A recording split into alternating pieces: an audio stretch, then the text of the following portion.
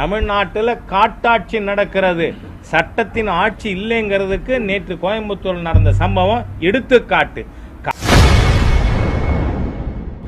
கோவையில் மறைந்த பயங்கரவாதியின் இறுதி ஊர்வலத்திற்கு தமிழக அரசு அனுமதி கொடுத்திருப்பதாக செய்தியாளர் சந்திப்பில் பாஜக மூத்த தலைவர் எச் ராஜா கடுமையாக விமர்சித்து பேசியுள்ளார்.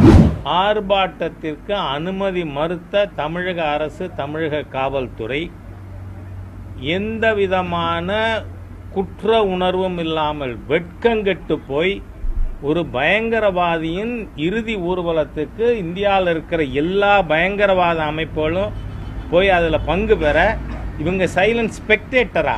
What is this nonsense happening in Tamil Nadu? தமிழ்நாட்டில் காட்டாட்சி நடக்கிறது, சட்டத்தின் ஆட்சி இல்லைங்கிறதுக்கு நேற்று கோயம்புத்தூர் நடந்த சம்பவம் எடுத்துக்காட்டு. காவல்துறைக்கு லஜ்ஜையே இல்லை, கொஞ்சம் கூட குற்ற உணர்வு இல்லை, வெட்க உணர்வு இல்லை. ஒரு வங்கதேசத்தில் பாதிக்கப்பட்ட இந்துக்களுக்காக அழக்கூடாதாயா? அதுக்காக ஆர்ப்பாட்டம் பண்ணக்கூடாதா?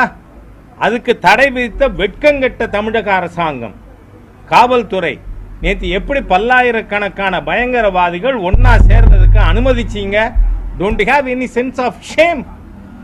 இதுதான் இந்த தமிழ்நாட்டில் இருக்கிற ஆட்சியா?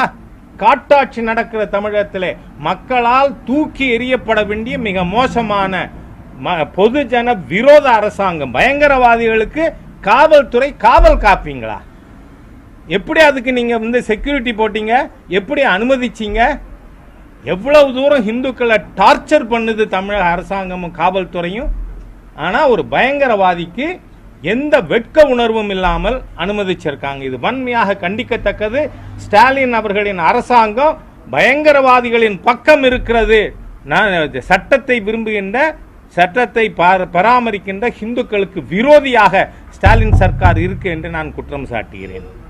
அதே போல பாராளுமன்றத்தில் காங்கிரஸ்